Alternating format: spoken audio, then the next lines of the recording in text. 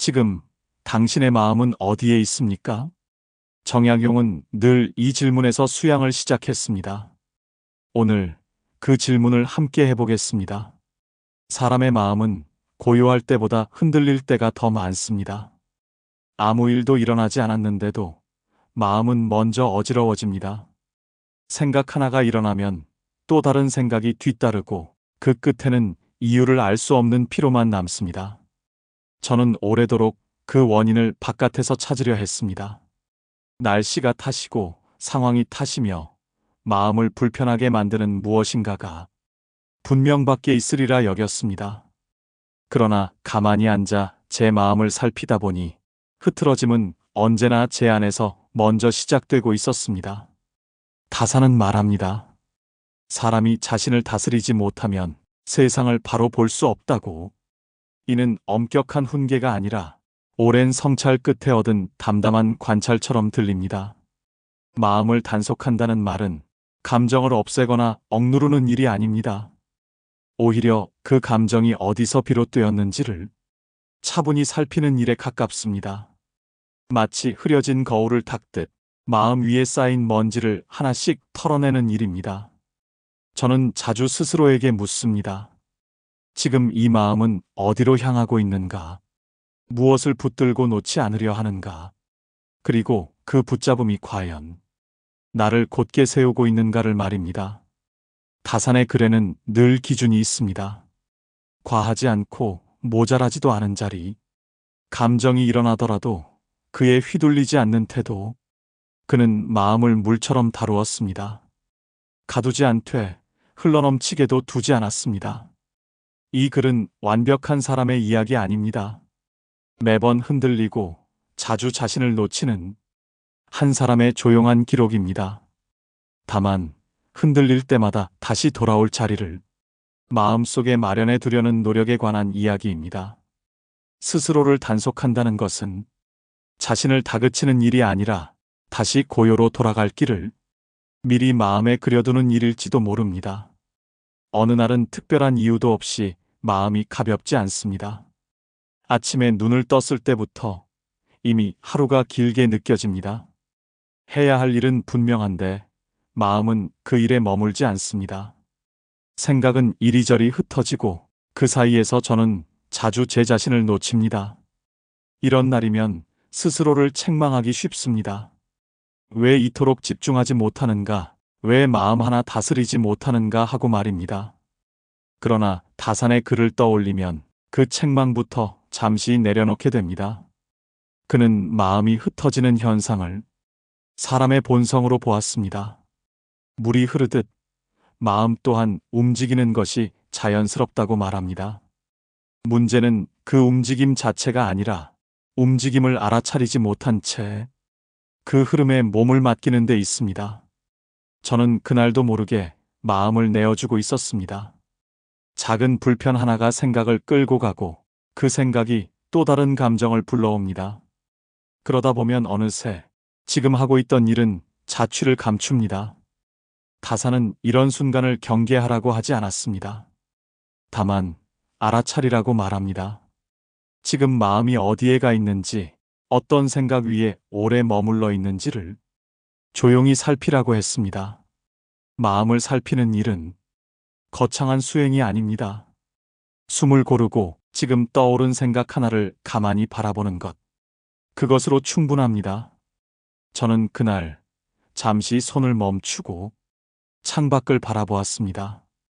바람에 흔들리는 나뭇잎처럼 제 마음도 방향 없이 흔들리고 있음을 느꼈습니다.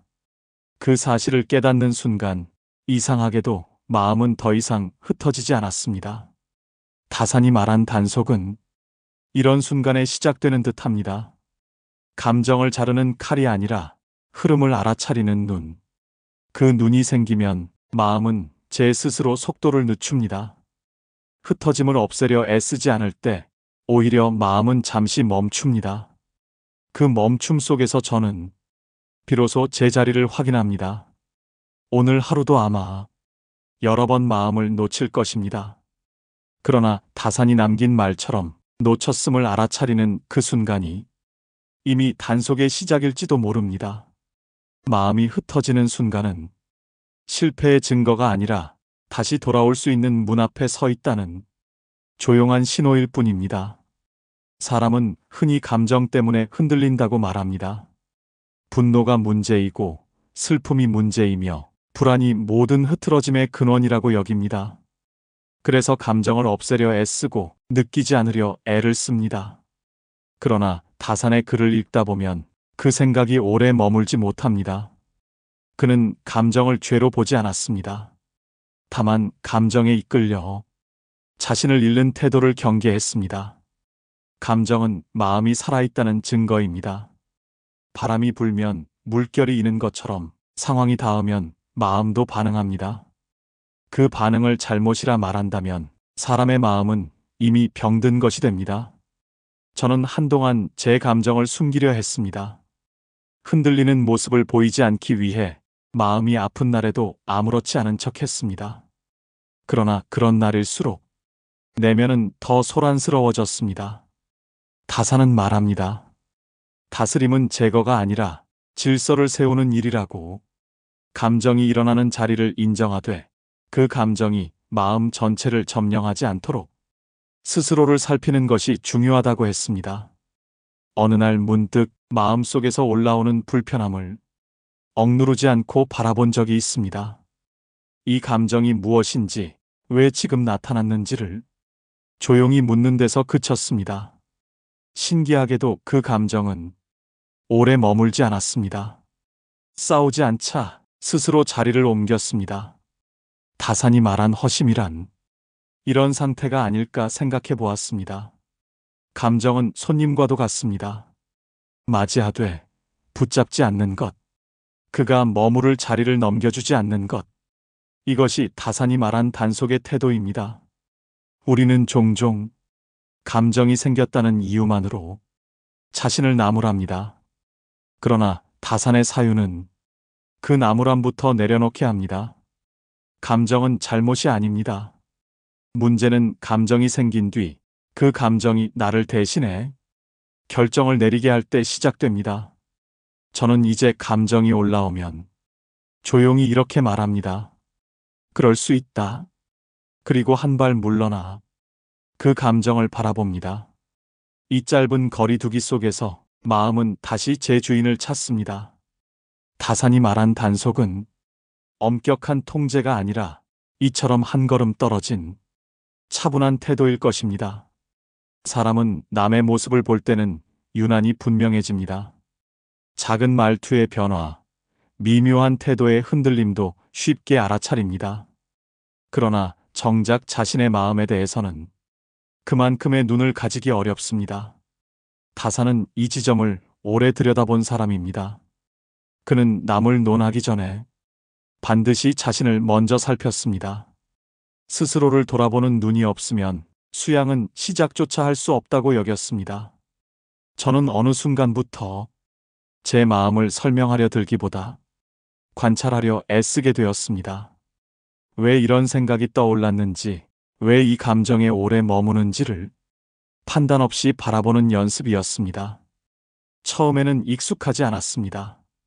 자꾸만 변명과 해명이 먼저 나왔습니다. 그러나 다산의 글을 떠올리며 그 설명들을 잠시 멈추어 보았습니다. 설명하지 않을 때 마음은 오히려 더 또렷해집니다. 이유를 붙이지 않은 생각은 그 자체의 모습을 드러냅니다. 그 순간 저는 제 마음을 처음 만난 듯한 기분이 들었습니다. 다산은 자신을 살피는 일을 거울에 비유했습니다. 거울은 얼굴을 평가하지 않습니다. 다만 있는 그대로 비춥니다. 스스로를 돌아보는 눈도 그러해야 한다고 말합니다. 이 눈이 생기면 마음은 조금 덜 급해집니다. 감정이 올라와도 곧바로 반응하지 않게 됩니다. 한 번 더 바라볼 시간이 생기기 때문입니다. 저는 그 시간을 마음의 여백이라 부르기 시작했습니다. 그 여백 속에서 생각은 곧장 말이 되지 않고 감정은 즉시 행동으로 옮겨지지 않습니다. 다산이 말한 단속은 바로 이 여백을 지키는 일일 것입니다. 여백이 사라질 때 마음은 늘 과해집니다. 말은 거칠어지고 판단은 성급해집니다. 스스로를 돌아보는 눈은 하루아침에 생기지 않습니다. 그러나 하루에 한 번이라도 자신을 남보듯 바라볼 수 있다면 그날은 이미 수양이 시작된 날입니다. 저는 여전히 자주 흔들립니다. 그러나 예전과 다른 점이 있다면 흔들리는 저를 조용히 바라볼 수 있게 되었다는 것입니다. 그 바라봄 속에서 마음은 다시 정돈됩니다. 다산이 말한 길은 멀리 있지 않았습니다. 늘 제 안에서 조용히 저를 기다리고 있었습니다. 단속이라는 말에는 어딘가 모르게 긴장된 기운이 깃들어 있습니다. 스스로를 엄격히 묻고 조금의 흐트러짐도 허락하지 않는 태도를 떠올리기 쉽습니다. 그러나 다산이 말한 단속은 그런 모습과는 거리가 멉니다. 그는 마음을 다스리는 일을 벌이나 통제로 보지 않았습니다. 오히려 질서를 세우는 일에 가깝다고 보았습니다. 질서란 억압이 아닙니다. 각자가 제 자리를 아는 상태입니다. 생각은 생각의 자리에, 감정은 감정의 자리에 머무를 때 마음은 스스로 안정됩니다. 저는 한때 스스로에게 지나치게 엄격했습니다. 조금만 흔들려도 자신을 나무랐고 그 나무람이 다시 마음을 어지럽혔습니다. 다산의 글을 읽으며 비로소 알게 되었습니다. 단속은 나를 몰아붙이는 일이 아니라 나를 바로 세우는 일이라는 것을 말입니다. 그는 물을 예로 들었습니다. 둑이 없는 물은 범람하지만 둑이 지나치게 높으면 흐르지 못하고 썩게 됩니다. 적절한 경계만 있을 때 물은 맑게 흐릅니다. 마음도 마찬가지입니다. 아무 기준 없이 풀어두면 사소한 자극에도 흔들리고 지나친 통제는 숨막히는 답답함을 낳습니다. 단속이란 이 두 극단 사이를 지키는 일입니다. 스스로에게 묻는 것입니다.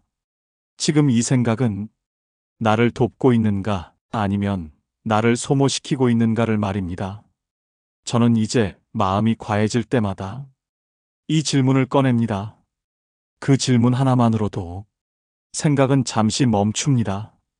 멈춤 속에서 마음은 다시 균형을 찾습니다.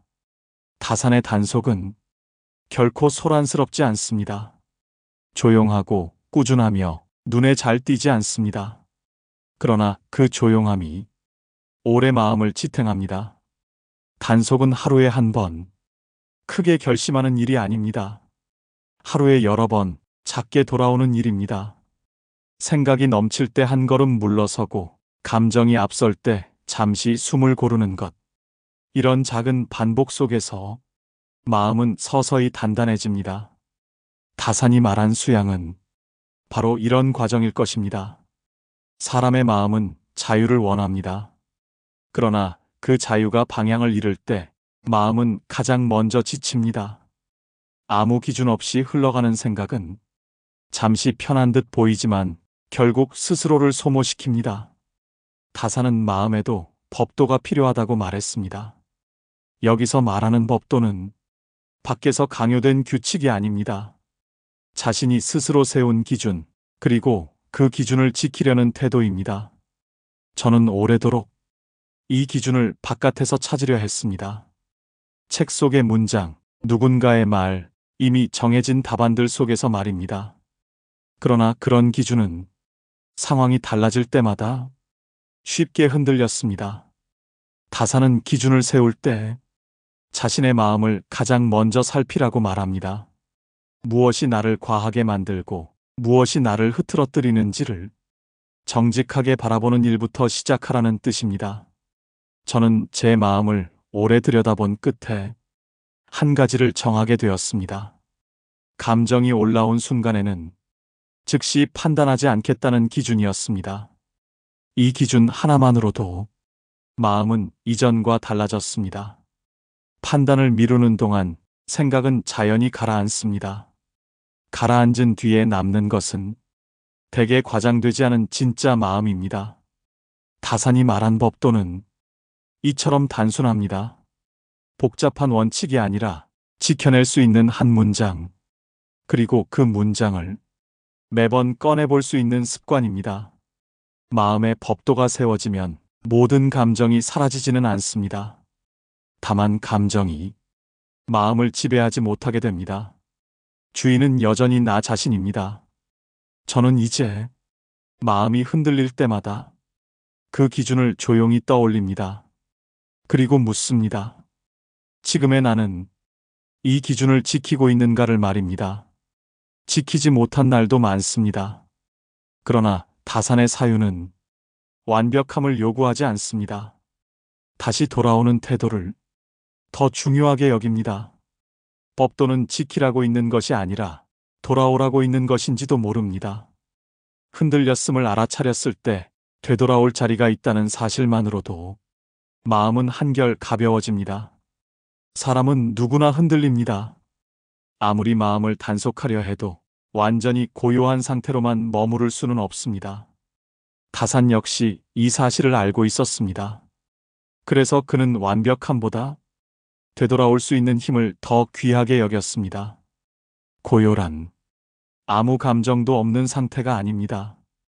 파도가 사라진 바다가 아니라 파도가 지나간 뒤에도 본래의 깊이를 잃지 않는 바다에 가깝습니다. 저는 예전에는 고요를 유지하지 못한 나를 실패로 여겼습니다. 그러나 이제는 생각이 달라졌습니다.